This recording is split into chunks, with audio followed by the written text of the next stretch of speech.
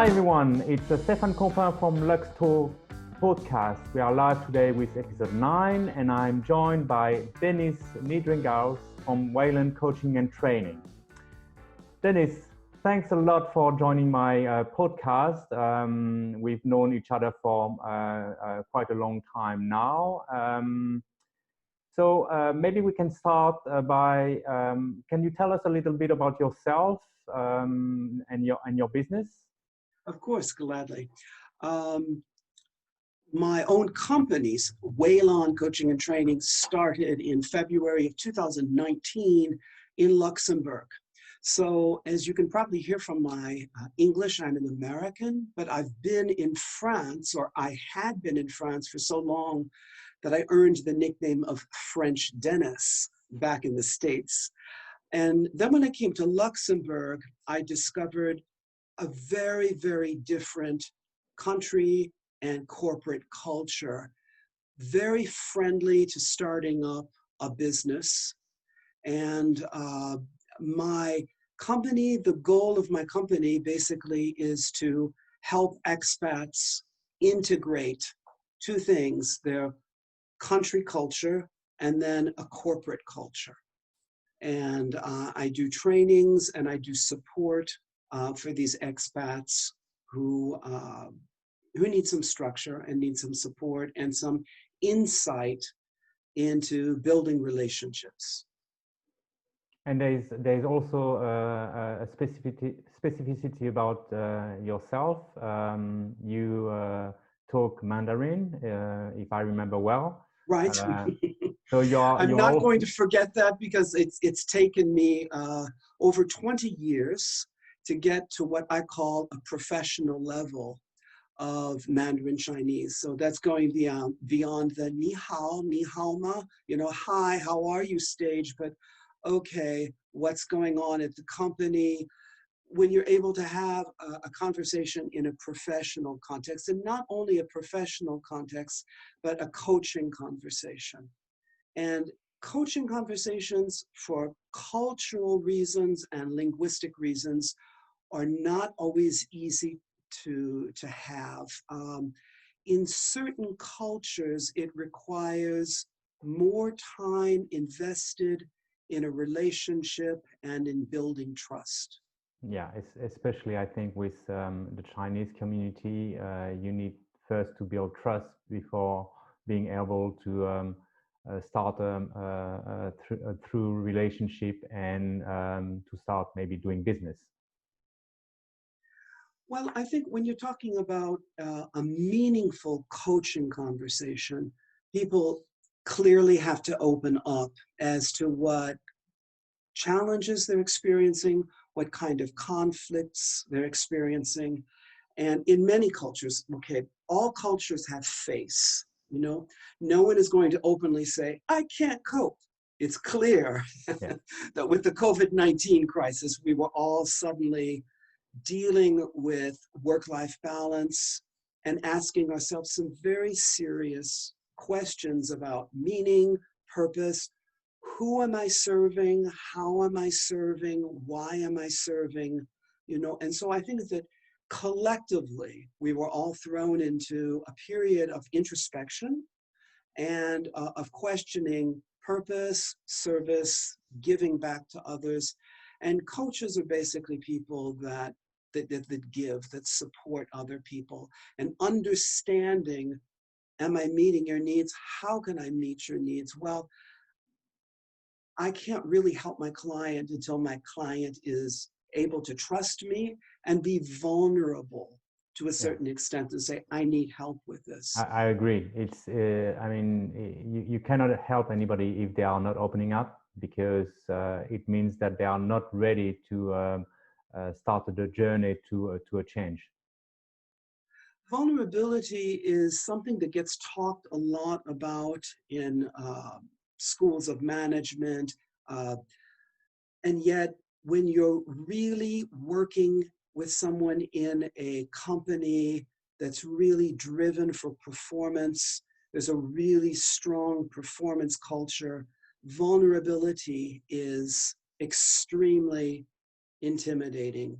And it's not the first door people will open in a coaching process. I had someone in a very large Luxembourg company.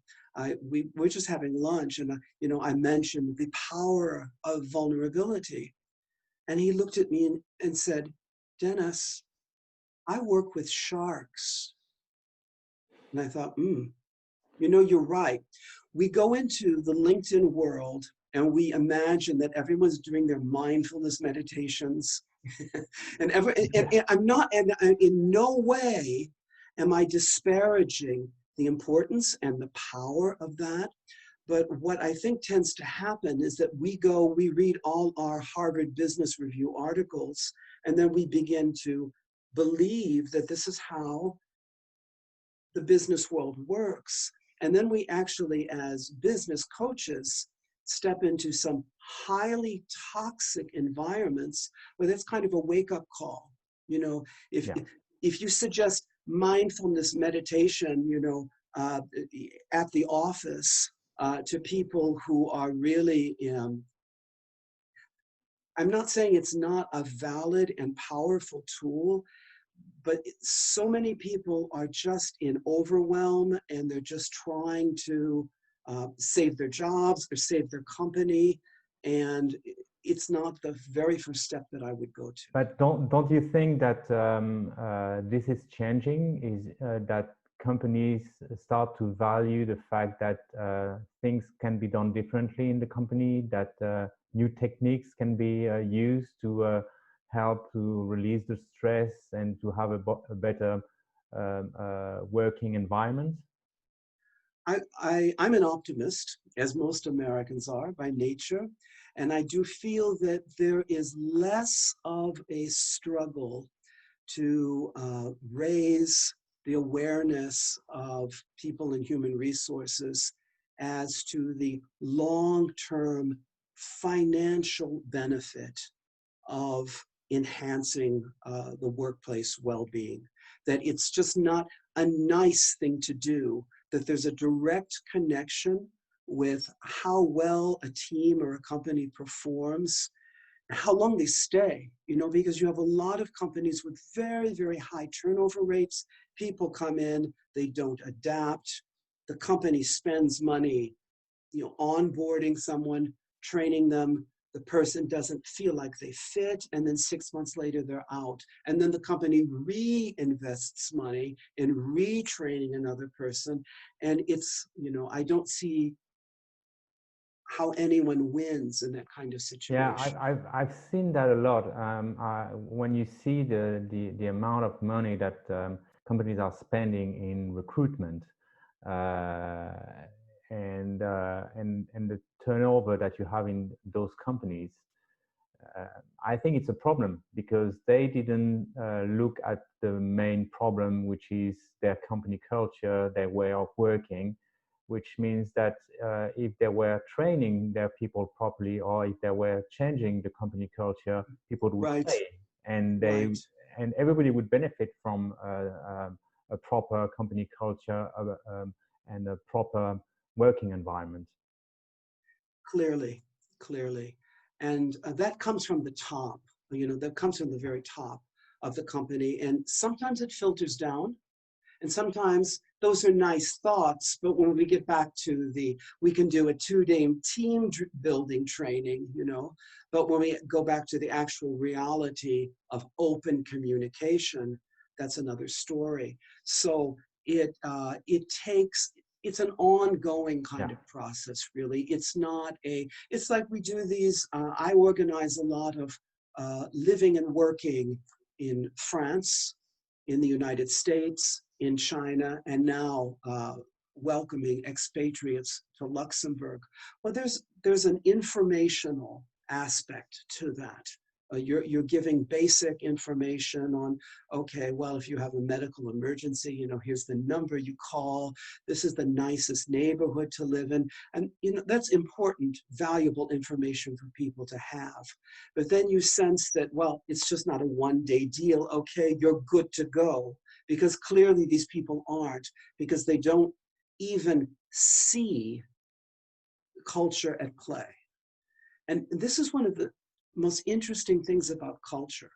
There's this very strange paradox because either it's invisible, we don't see it, it doesn't matter, we're in our corporate culture. So either you have a denial of the culture, or on the completely other end, you have this idea that the cultural differences are so great, no one will ever cross that divide. So there's no, what's the purpose in even bothering to address these cultural issues? Yeah. So people come halfway across the world and they choose to live in isolation because they say, oh, I'll never understand how these people work. And probably behind that is poor, if no communication, and then a total lack of trust. And then ask yourself, well, why move? You know, if you go halfway across the world and then you choose to really limit your interactions with other people, then what's the point of, I mean, you could accept the expatriation just to move your career forward. But if you're looking at an expatriation in the idea of learning new soft skills and this actually adding to your repertoire of behaviors and your understanding, and then you say, if there isn't that willingness or actually the belief that you can meaningfully integrate and understand the culture, then you have to ask yourself, you know, why accept an overseas assignment? I agree. It's very often a problem. I mean, we work in the same kind of field because we help expatriates, and often you see that people arrive, stay in a country, but they don't want or they don't know how to integrate with the local population, where they don't understand the culture, they don't. I have a funny story to tell you. Sometimes they just have this sense that maybe we are in Luxembourg. So I was given a half-day training for an Asian couple that spoke English quite well. And they decided to do the training after being in Luxembourg for 9 months, which I thought, you know, after 9 months, so, you know, what information can I give them that they haven't probably already figured out themselves? And you know, I'm just going through some basic facts about the language, and then I come to a slide that just talks about the Luxembourg language, you know, and at the very top I had moyenne, which is hello, for people who don't speak a word of Luxembourgish, which I'm sure there are many. And the man said, what's that word? Moi. I said, well, you know, that's morning or hello. And I said, if you don't want to learn the Luxembourgish language, which I clearly understand why you wouldn't, there's a minimum, right? Yes, exactly. And the man says, oh, look at here, honey, this is how you say hello. And I thought, you've been in Luxembourg for 9 months and you've probably heard this word, you know, so it might be good to, from time to time, in a local shop, you know, as a courtesy, you know, exactly, learn how to say hello. And this is, you know, I think Luxembourg is such an unusual country in terms of culture, and it, you know, being at the very center of Europe, it has just had a very long history of integrating different cultures and different languages. I mean, for such a small country, you know, you can hear 4 or 5 languages, even between, I sat in a coffee house just across from the main train station, and there were 2 young Luxembourgers there, and they went in and out of English into French, into Luxembourgish, into German, and I thought, this is just, you know, their linguistic agility, you know, is admirable. And you see so many different nationalities working together, living together, which is, of course, it's the size of Luxembourg is it's very small. It's a small town in the States, maybe, but the ability to integrate so many nationalities and to be able to live and work together is quite impressive. And it's what I like. And I think, like a lot of people who came for a 2-3 years assignment in Luxembourg, I've been here 20 years, and a lot of people are are the same. You know, it's a nice place to work and to raise a family, and to meet new and to learn from new culture. I learn every day from new culture, meeting different people coming from everywhere. Right, right. This, I think people confuse language with culture. Yeah. And I think one of the, something that's slightly confusing to most foreigners is that, well, in my company, most people here speak English. Therefore, they think like Anglo-Saxons. No, they think like Luxembourgers. And then there's another layer to that as well, because most of the French-speaking part of Luxembourg is in the south. And so Luxembourgers are very comfortable speaking French, but someone who just arrives doesn't know, well, is this a cross-border worker from France, or is this a Luxembourger? And they say, how do you tell the difference? And there are, just from an intercultural theory point of view, it's very easy to tell just from behavior a French person who speaks French and a Luxembourger who's speaking French. Their attitudes towards time, for example, towards formality, how things happen or how quickly things happen or don't happen. A piece of advice I give for people in Luxembourg is slow down. Things happen in a very procedural way. There's a German influence. Exactly. Yeah, and to Luxembourg. It's what I was going to say. You very often you can see the difference between a French speaking French and a Luxembourgish speaking French is the German side, which is they are more formal in the way they interact and they work than the French. Right. I had a French banker. He accepted an assignment in Luxembourg, and he told me this story, and I thought, it's so telling. He had an important meeting downtown. He got on a bus, and the bus got hopelessly snarled in traffic. And he was stuck between two stations. And he said to the driver, I'm going to miss my appointment. Let me off the bus. Well, if you do that in Paris, very often the driver will say, sure, just be careful getting off the bus. In Luxembourg, it was out of the question. I will only stop the bus at an authorized bus stop. There are rules that must be strictly adhered to, So I think that part of what I do as an intercultural coach is I point these things out, how culture actually influences business behavior, and how the whole relationship building process, it's really different from one person to the next. What is interesting, I read a study a while back concerning the assignments that fail the most, and the highest failure rate is Americans relocating to the UK.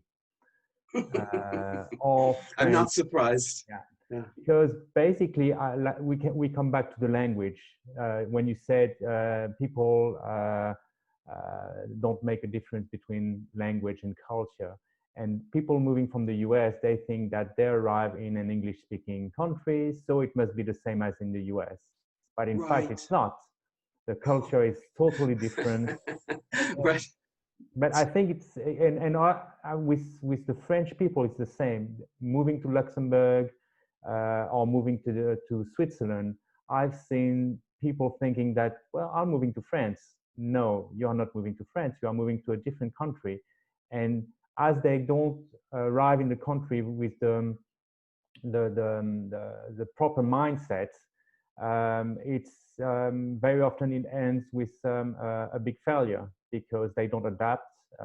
They don't understand what's happening, and they get frustrated by what's happening in the country because they didn't arrive with the right mindset. It's a new country. I have to adapt to a new culture. Right. So let's say some positive things. One change that I see happening recently, I would say in the past year, is that when I'm given an assignment and saying, okay, this French couple is going to Oregon, or this Chinese banker is coming to Luxembourg, they're saying, okay, you've got 6 hours, and now they're doing 3 hours and 3 hours of virtual training. And then we're going to give you 9 hours of coaching. Okay, you call that support.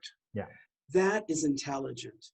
Then people are able to take the information and the theory and actually see, okay, this guy is saying this, and this is what's really happening. Or this might be, in terms of the local culture, a better strategy for improving communication. Yeah. Or this is why I got this answer to an email. They're able to step back and see the influence of culture in terms of how things actually go down at their company. I think Americans, as you said, they are probably the greatest culture deniers. They just don't see it. I had an Egyptian his English was pretty good, but he was going to work in Chicago for a 2-year assignment. And the company gave him a 2-day training on living and working in the United States. And when the people in the Chicago office said, a 2-day training on American culture, why do you need that? Yeah. And at the end of the training, I sensed that he really wanted to continue exchanging with me, because it's just not, okay, here's a fact sheet, of things that you need to know about working in the United. I'm not saying that the facts or, the theory isn't of value, but you need to integrate it over a certain period of time and put it in your own daily life context. Yeah, and you need to be able to exchange with someone, to be able to ask questions, your own questions that might not be on the list. Right. We've been using cultural training for people arriving, especially from India, where there's a big cultural difference in the way people live. And we've done it with an Indian partner, mainly because it was better perceived by the assignee that you have someone local who understand them, who would give advice that sometimes are a bit sensitive. It's difficult for us locally in Luxembourg to tell people you shouldn't do that, you should do that, and so on, because it's the rule here. While when it's done by their fellow countrymen, right. It's easier to. It goes down better, right? The way you maintain your house and things like that, which are people can be a bit offended if you tell them that in Luxembourg. While if it's explained by someone in India, it goes. It's easier to accept it. Right. I have this unusual kind of position as being the bridge person. In other words, clearly, I'm not Chinese, although I speak Chinese, but I'm not Chinese. People see my German name and I say, well, no, I'm not German. Actually, I'm an American, and I can have a very good conversation in French, obviously, after living in France for so many years. But I've got this neutral kind of position. So I'm not trying to sell you, this is the right way to do it. This is how they do it. I step into a Chinese person's shoes and I say, well, this might be awkward for you to spend so much time at the dinner table, because in China, people like to eat quickly, and the French enjoy a very long, so, you sort of, and then for people that are going to China, what I think I do differently, Stefan, is that I take apart words, or more specifically, I take apart Chinese characters because they tell very, very powerful stories about the values of the culture. So your Google translation app, might give you a surface translation, of what the person's saying. But unless you go a level deeper, you're not really going to understand the whole system of social values. And very often they're very similar. Corporate values can often be a carbon copy of the social values. Yeah. Just to give you an example, I lived for 4 years in Japan. And in Japan, the word for society at large is shakai. If you inverse those syllables and put the kai in front, you get kaisha, which is company, but they're very similar values. I do this, I take apart a pictogram, for example, to say thank you. And I show what exactly you're saying and doing in a Chinese character when you say thank you to another person. And if you don't understand the whole idea of obligation in a country where network and personal connections are so important, you're going to have a challenge building a close community, if you don't understand those core values.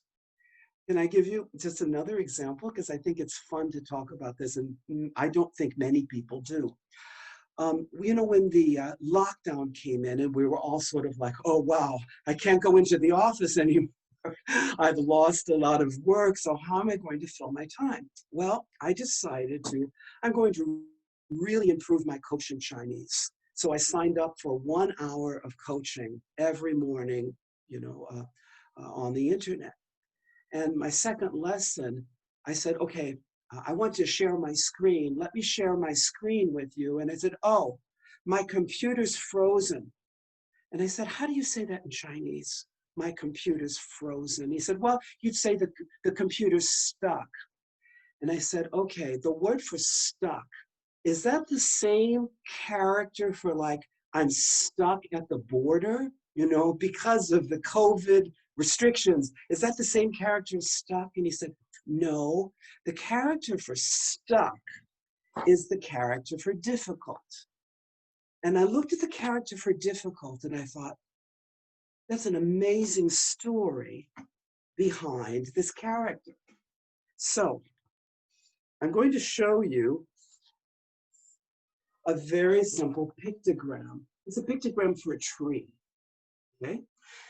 I feel that human beings, to be happy, they're like trees. We're organic, right? We've got to interact with our environment, So we've got branches, we've got to grow, we've got to stretch, and that's become difficult with COVID because of the social distancing. We have our base, we have our face, that would be like the root of a tree, and or what protects the tree. And then at the very bottom, you have the roots. And what happens, this is a tree, and what happens when you put that tree in a box? You get the character for kun, which means difficult. Difficult, why? Because people get cut off from their roots. Okay. Why am I telling you this story? So that's the kun of kunnan, of difficulty. And then it suddenly, when I got a sense as a coach of the emotional turmoil that people were going through, because they couldn't get back home, because they couldn't hug, grandparents were afraid of hugging their children. I thought, we're so cut off, not only from each other, but we're cut off from ourselves. Yeah. And so, because I'm also a professional and personal development trainer, I did these series of workshops on resiliency. And part of the resiliency is embodiment and getting people, we've done this. We all do this. We can go through 3 webinars in one day. And then, we spend time, fixing our own website, and we just get cut off with what's going on in our bodies, and I totally agree, yes. It's worrying in terms of our physical and psychological health, but in Chinese, those are never separated. There's a whole idea for mind is mind body in Chinese. And that's the whole wealth to me of traditional Chinese culture, is their connection with the earth. And the need for balance. And all of that comes in with my deep passion for Taoism. We haven't said anything about Chinese culture, really, and that's been my passion for as long as I've been studying Chinese. And probably that's what I bring into my coaching relationships, is the wisdom, the deep wisdom that are in these characters. And when you take one apart, it opens, and Chinese people love that. They're just, they feel that, oh, wow, you know this about my culture, and that's a wonderful way of building trust. I'm not saying that every coaching conversation I have with a Chinese client is entirely in Chinese, but the ability to go into Chinese does a lot in establishing, it builds trust. It builds trust. They understand what my values are, or what my problematic is. A lot of times when you work with a certain generation of Chinese people, they have this tremendous pressure of pleasing their parents, and that often weighs in, do I take this job, or not? Is this idea of being a good son or being a good daughter, that's very Confucian. And I don't know if non-Chinese people are supposed to understand that. And I think a lot of younger Chinese people as well have sort of consciously distanced themselves from those deep values, but they never go away. Cultural icebergs never melt, as much as we want to tear down statues, there are foundations, values, and even if on a certain conscious level, you say you don't consciously identify with them, we're complex people, and we identify more with our own home culture than we realize. Exactly. Coming back on home culture, can Sure. you tell us a bit about your own story? So you're originally from the US. Where are you coming from? Right, St. Louis, Missouri, the heart of the United States. And even within Americans, there's so many cultural differences. East Coast, West Coast, Deep South, red state, blue state. So you explain these for French people, you're going to Indiana. Okay, well, you're not going to have the same experience as you will in New Mexico, for sure, in terms of, regional differences, and attitudes towards foreigners. And I think it's dangerous when people start making blanket statements about Americans or about Chinese. Or could you imagine someone saying, okay, well, I'm going to tell you all you need to know about working with Europeans. What?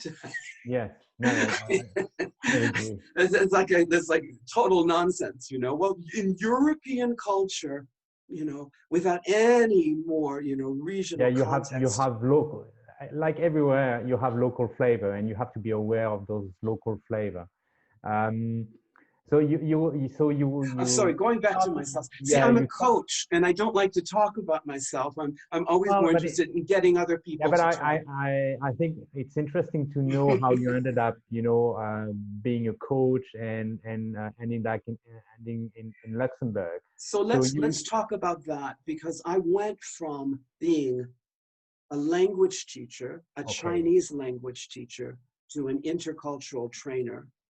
And then from intercultural training, which I still do, from being a coach. And what I came to realize is that these cross-cultural trainings were important to have, but they weren't fully in service of the other person. hmm So it took me a long time to get certified as a coach. I had to be coached myself, yeah, and to realize, um,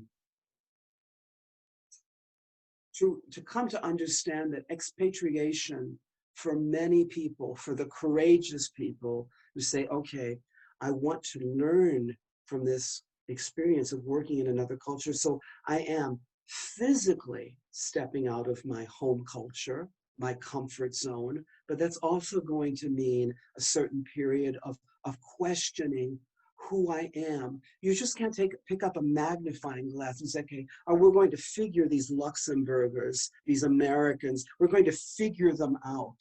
No, this is a process where you understand your own values, what's important to you. don't you think it's also because you are an expat yourself, that you lived the life on expat in different countries? So you said that you lived in Japan. Was it your first um, It wasn't assignment? my first expatriation, but it was an expatriation that was in the 1980s, and that was a real slap in the face. I mean, Japan was a real slap in the face. um, from the get-go, you just have this, wow, I, okay, so this was before the internet, right? This was before we had all these YouTube videos and we had a glimpse or a better idea. That I remember in the 1980s getting to Tokyo and walking past a pachinko parlor and saying, oh my God, that is just a totally foreign universe to me. And I would never go into a situation like that, and when you're in a country where the culture is so different, you choose your battles, and say, okay, well, I'm going to see a Chinese doctor at the public clinic instead of going to the English-speaking doctor in this city, just to understand in the culture what going to see a doctor is and what kind of relationship you have and what are the unwritten expectations. You are the doctor, I am the patient. I learned a lot just from going to see a doctor uh, in Japan about my own cultural expectations. Americans are very service-oriented people, and in Japan you have this sort of reverence towards the doctor. So imagine, I could imagine a French person going to a doctor in Japan. The doctor gave me this little bottle and said, okay, I want you to take this. And he tore the label off, the little droplets. And I thought, why, why are you tearing a piece of information off? And he said, well, what's the problem with my doing that? And I said, well, if I'm putting this into I'd like to know what, it's just like, you don't respect me as the doctor? And I thought, don't I have the right, to better understand what and this whole, going to the doctor, opening your own bank account without being assisted by another person gives you a very clear idea of the unwritten rules. And the thing about culture is that no one's going to say, oh, you're making a cultural mistake, because in our country, you don't do that. No one is going to openly say, you've made a mistake. you might get the impression that, oh, this person's smiling, doesn't look happy. So maybe I've I didn't said listen. something that I shouldn't have said, you know. But if you want to go back to me, yes, I grew up in the United States with a very strong interest in foreign languages. I've always found them fun, you know, in the way some people do Sudoku. Yeah. You know, I would learn German or French verbs, and I found that I was good at it. I enjoyed it, and I just really wanted to travel. And I had this kind of, I think one of the most interesting experiences I had in life was when I was 14 years old. I went to France for the first time. And when I came back after like a 4-week stay from France, I was with a group of other Americans, and we missed our flight, and we were stuck at JFK Airport. This is in the 70s, right? For the first time. And after having been in France for 4 weeks, I looked at these groups of basically Americans going back and forth, and I thought, these people are strange. Now, wait a minute. You can't say that because you're an American. You're an American. And suddenly it's just like, I took off my glasses, and then I put them back on, and I looked in the mirror, and I thought, wow, we have a way of doing things that to us seems so normal, that you step into another culture and suddenly you imagine how someone else would question how we do things. And I think this is one point that is important to talk about with people going on an expatriation, is the return to the home country, which is something that is only starting to be tackled now. Because I have a story as well. American friends in Luxembourg, and first time they were abroad, and they stayed, I think, 4 or 5 years in Luxembourg, and they went back to their hometown and to their house. And I told them, be careful, it's going to be very difficult. And they said, no, you know, we go on holiday back home, and we are going to see our friends and blah, blah, blah. Right, right. The reality is that they came back different.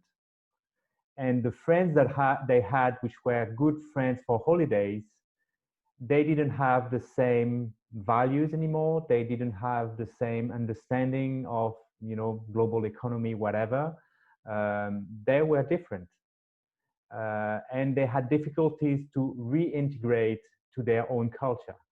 So we see this increasingly because we work a lot with expatriates. And, you know, when I do an initial interview, you know, I have people that are like, they just go from one expatriation assignment, you know, to the next. You know, so you're not going to talk about intercultural theory, you know, or culture shock, because they've been through that, you know, 7 times.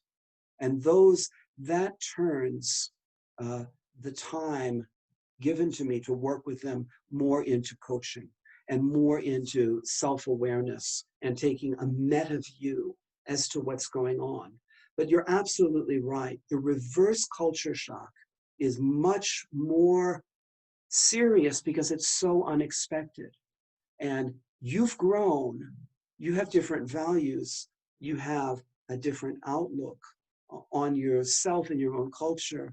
And other people, you know, say, oh no, he's going to tell us more stories about living in China again, you know, and they don't resonate with other people, you know. Totally in Luxembourg, oh, he's going to talk about Luxembourg again, you know. So finding people in your own country with like-minded values and interests, it's not always easy. Yeah. And so you, coming back to yourself, I know you don't want to go too deep into that, but Go ahead. So did you, when you were in Japan, did you give language courses? It's why you moved there?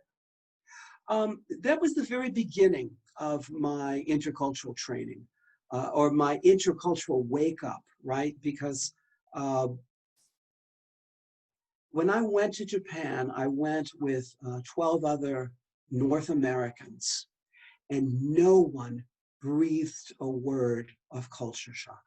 No one said, okay, you're going to be hit with, with culture shock after after the honeymoon is over, you're going to have a real psychological and even, there'll be health consequences in living in such a foreign culture. And I remember very clearly that I was asked to do an English language orientation for the new employees of a hotel. Okay. And they had given me this material where the English was absurdly easy, good afternoon, a double room. And I had this sense in speaking with these employees that, this doesn't correspond to your level of English, so what are we going to do? How are we going to make this time valuable? And I sensed at that point that what I needed to do had nothing to do with language training. It had more to do with, let's talk about your discomfort in welcoming foreigners into the hotel. Let's talk about non-verbal language for a moment. Let me tell you how I feel when I look at you and you look away. Let you tell me how uncomfortable you feel with direct eye contact. Let me tell you how nervous or uncomfortable I feel when you're smiling and I'm telling you about an important problem. And so let's talk about masks. And so let's go deeper and figure out why foreign clients are not having a good service experience in the hotel and feel that even though your English is good, that you're not really receptive, or you're not really even listening to them. Again, we come back to what you said at the beginning. There is a big difference between language and culture. It's two different things. Absolutely. Absolutely. Although, clearly learning the local language or even learning, 12 short, polite expressions, when you walk into a service situation, that can go miles with other people, because in many Asian cultures, I think in almost anywhere in the world, there's this idea of reciprocity. If you make a small effort in my language, well, even with my broken English, then I will make a reciprocal effort, So I don't mean to say that learning the language is not important. I think it's a key part of an expat's full integration into their country. But I think you need to look behind the language and understand the values. And I think there's another misconception. I talked about either a cultural denial or the idea that the culture was so overwhelming that the cultural gap could never be overcome. And I just lost my thought. I just lost my thought. Oh, yes, so okay. And then corporate culture.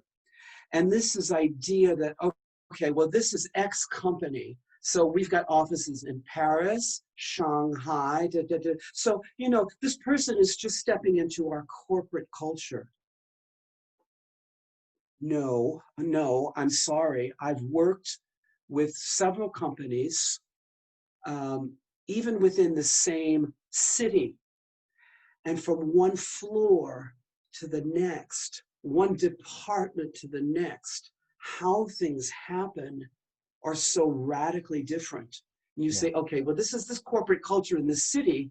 And if you work on the second floor, people will faire la bise, they'll do the cheek kiss in the morning. But if you go up onto the sixth floor, that kind of interaction is completely inconceivable, and it just takes a couple of people to sort of set the tone, as to what's admitted, what's unacceptable, and it can vary significantly, not from one country to the next, but even within the same company, from one department to a next. So this idea that there's this overlying corporate culture which is in place.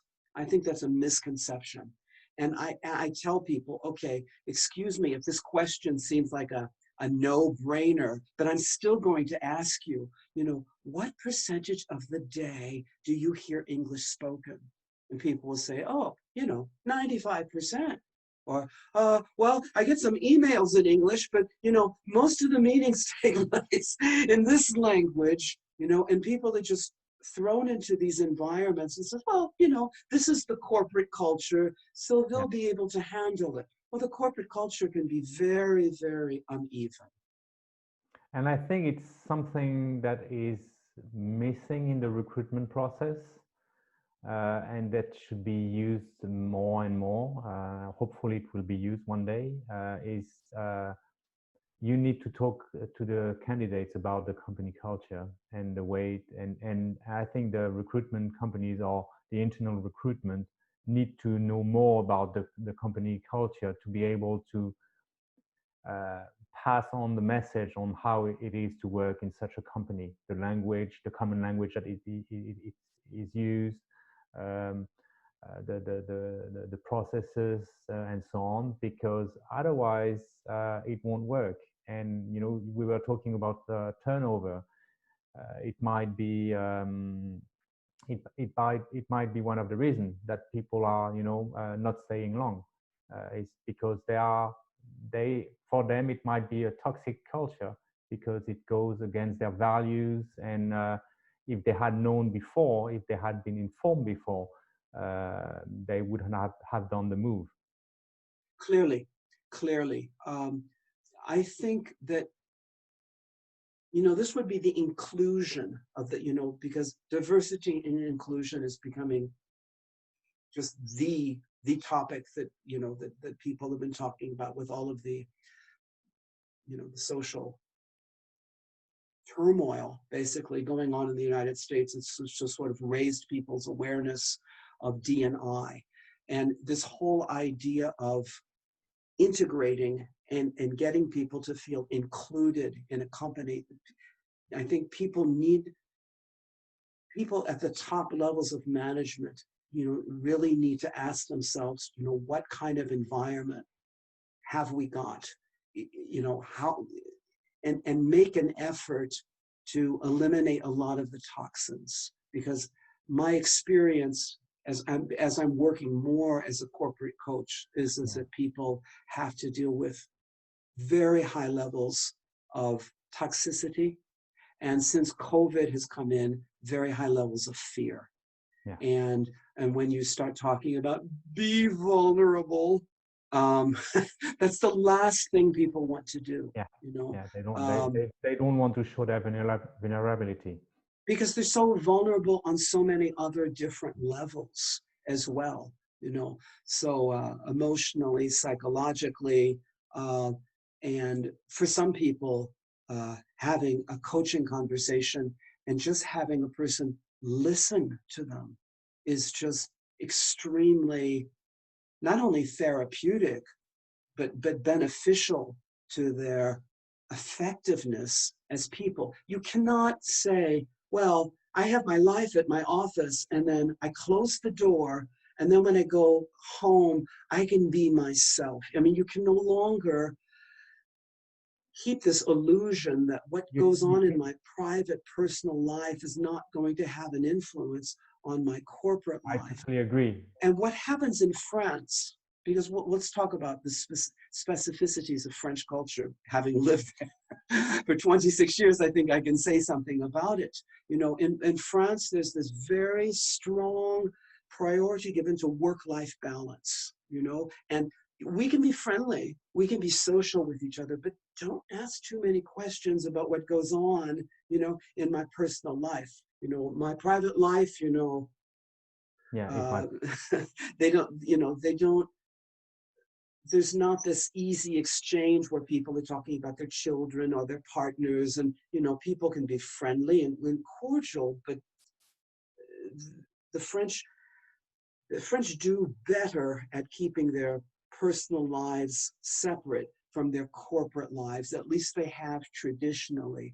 But what's happened now since COVID and the Zoom video platform. Let's talk about that culture as well, because LinkedIn and Zoom have a culture. There's an implicit culture behind them that's imposed suddenly on people. And it's not a level playing field. And I don't think people see that. People, Zoom has a culture that, well, we're all equal because we all have, our little squares show up on the screen. So we're all going to network and exchange information, and then we'll go into breakout rooms. I'm sorry. If you do that with certain people, it's not because, oh, my English is not very good. I don't know. It's not a question of that. I'm not used to sharing information so informally with other people. Yeah. So getting people even included in this new virtual work environment takes really, it takes an effort, to check in with people. Is this okay? What do you think about this? I did a webinar with a lot of Chinese people, and I had originally included some breakout sessions. And the Chinese people said, no, we don't do breakouts. Yes. I'll give my business card to you very easily because I've chosen to. That, randomly put me in with 3 or 4 people I don't know. I don't know. Yeah, I didn't decide. That's a very threatening experience. It's a very uncomfortable experience. Yeah, I agree. I've seen people that really got uncomfortable being in breakup, or they didn't talk at all. Right. They just listened, and when asked questions, they barely answered because they were not trained, or they didn't understand the cultural meaning behind that to exchange information. And I don't think it should be imposed on people. And I think coaching has become ever so important in this new virtual work reality.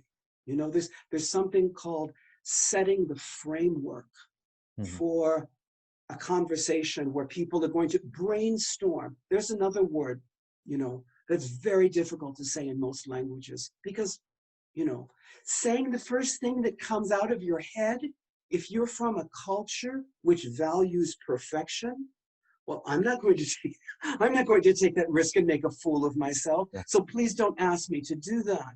And so I think you need coaching competencies to set a framework in a virtual work environment where people can contribute and openly and not have and learn to deal with the limitations. And I think it's important to set up the rules of we are talking about Zoom. It's very important to set up the rules on how the webinar is going to work. Will you have breakup sessions? What are the topics? What are you supposed to say? Discuss, because it helps people. Okay, I don't want to do that. I won't participate to this one. Or and you can prepare yourself as well to the situation.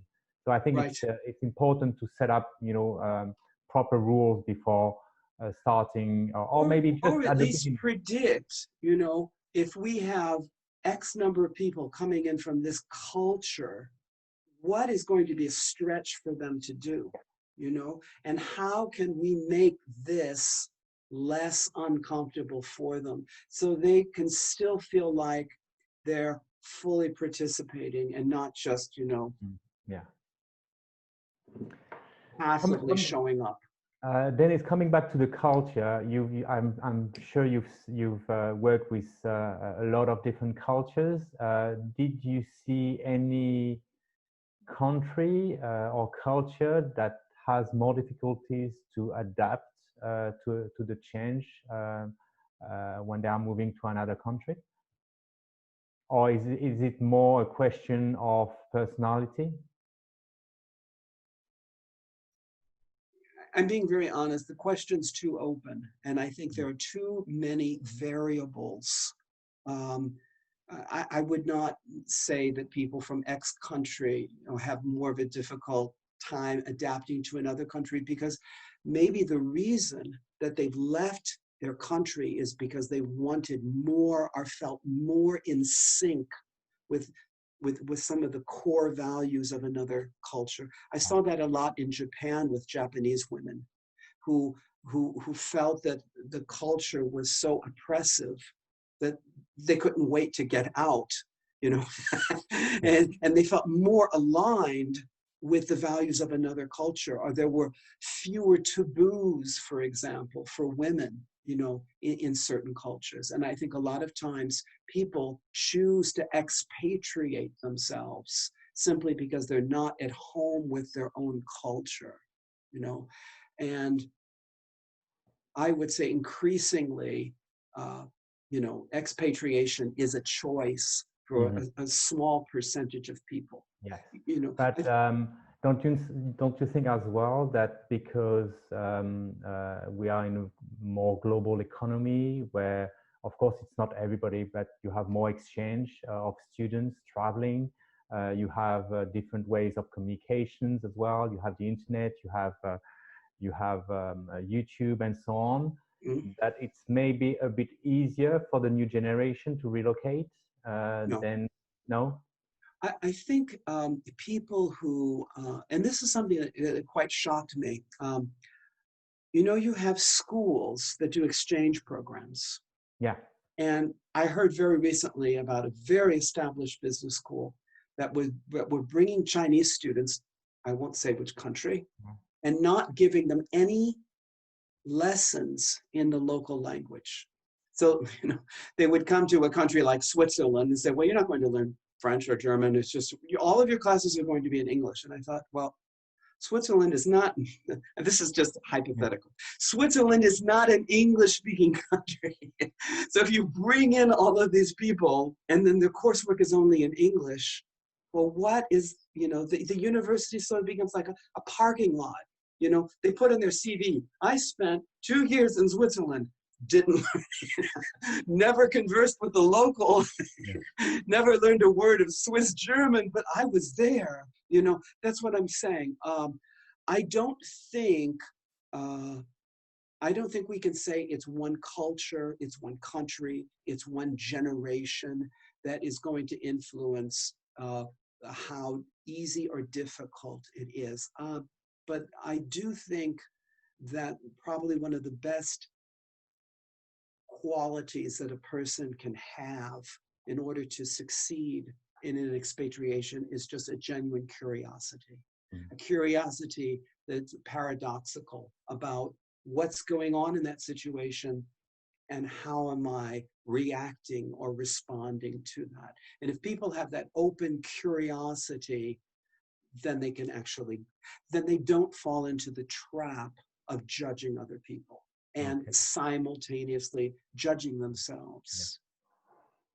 Well, it's the time is flying. We could talk maybe one more hour. Maybe we can have another discussion later on. So maybe we can end up with a few advice that you would give to people that would relocate to a new country in terms of what they should do or not do, basic principles. Of course, as we said, every country and culture is different, but what is basic, advice or tips on what they should do? Main one. Sure. I'm not big on to-do lists or tips. I will say that I do tell people that if you're coming for a year or 2 years, time is unbelievably short. It will go by so quickly. So if you do put one thing on a to-do list, is it plan time to travel. If you're an Asian or an American and you come to Europe, block out time, to do to visit some of the cities and places. Otherwise, you'll have regrets about doing that. choose your friends wisely. In other words, you do need some support from your local community, but take those extra steps out of your comfort zone. Put yourself into situations where you can actually meet local people. So if you're an American coming to Paris, don't go to the American church, and only give, it sounds almost like a no-brainer, but put yourself into situations where say, well, I really don't have the language skills, but I'm still going to go into the situation and learn from it. I spoke with an American woman who had been in Paris for 6 years, and we were walking down the street, and she said, I've always wanted to go into that fromagerie. I've always wanted to go into that cheese shop. And I said, Patricia, what's stopping you? I said, oh, I don't have the vocabulary. Well, use your hands. And the best way to learn vocabulary is to walk into a situation, and that will give you, skills. And I would say, if I have one piece of advice, that I can give another person wanting to really integrate an environment is that choose a context where you want to feel more comfortable in. Don't attack a foreign language by trying to memorize a list of verbs and irregular verbs. Yeah. Say, okay, in my daily life, I need to know how to get a baguette at the bakery and exchange, and have a simple but pleasant conversation with the woman or the man behind the counter. You know what I'm saying? And those are keys to building your confidence and in your everyday life without creating walls and closing yourself in. Yeah, I've seen so many times people that came for 2-3 years assignment and never met locals or never learned one word of the local language. And what I'm telling people is, get out of your comfort zone and make the first step. People have their own life. They've been here forever, maybe. And if you don't go to them to try to meet them and make new friends, they won't, wait for you. You are the one who arrives in a new country, and you Exactly. need to be proactive in your relationship you want to build in the new country. Exactly. Which Yeah, can being be proactive is a cultural challenge for certain people. Exactly. When you're expected to be introduced to people, taking the initiative and saying, "Excuse me, I don't understand. Why is this happening?" Or "How do I?" And there again, we go back to the topic of vulnerability, and that's something that you graduate. It's a process of learning to be more vulnerable so you can actually grow. Great. It was a very interesting discussion. I loved your insight about the culture. Could you ask me a question about stepping out of my comfort zone just for a moment? Okay, go ahead. So Stefan, you asked me about a challenge that I've had. And that's just when I said, being vulnerable and then asking people for help when you need it. So my whole COVID, storm for me in terms of career was learning to master a certain number of technologies and a number of video platforms and and I didn't have the technological skills. So one thing I learned to do was to say to other people, can you help me figure out, a Google search engine optimization for my website? Could you help me figure out how to organize a Zoom webinar? And so I've taken my first step out of my comfort zone, and I'm organizing a webinar on embodiment. We talked about this, the importance of that.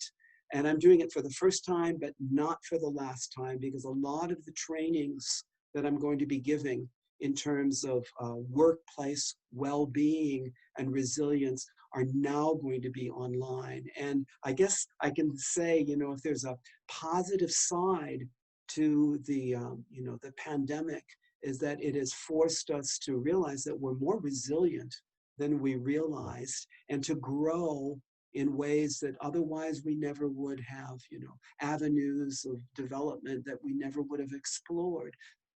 So when is your webinar, Denis? It's a webinar talking about embodiment on September 9th. It's Okay. free of charge. It's going to be on Zoom, and people can see it on my website as well, weilan.com. Okay. So I will put the link in when I share the podcast, so that if people are interested, they can reach out to you and join the webinar. To wrap up, if people are interested to learn more about what you're doing, or maybe the people who need some coaching and intercultural training, what is the best way to reach out to you? Yeah, you can either message me on LinkedIn or make an appointment for a conversation on my website. And if I can just say one thing, Stefan, to close this conversation, which I found most enjoyable. I think you're probably one of the smartest business people that I know. One of the smartest You're going to make me blush. entrepreneurs that I know. And I'm not saying that to butter you up, but I'm just saying that you're just such a genuinely nice person who is very interested in helping other people move forward. And I, as a very basic philosophical value that I have, you're giving back to people, and that always comes back to you. So being nice, helpful, genuinely interested in helping other people move forward in their lives, that's what we do in common. But it's just basically good business. Yeah, exactly. Thanks a lot for thank you for this time and for the interesting conversation, Stefan. Yeah. And talk to you soon. Have a nice day. Bye. Okay.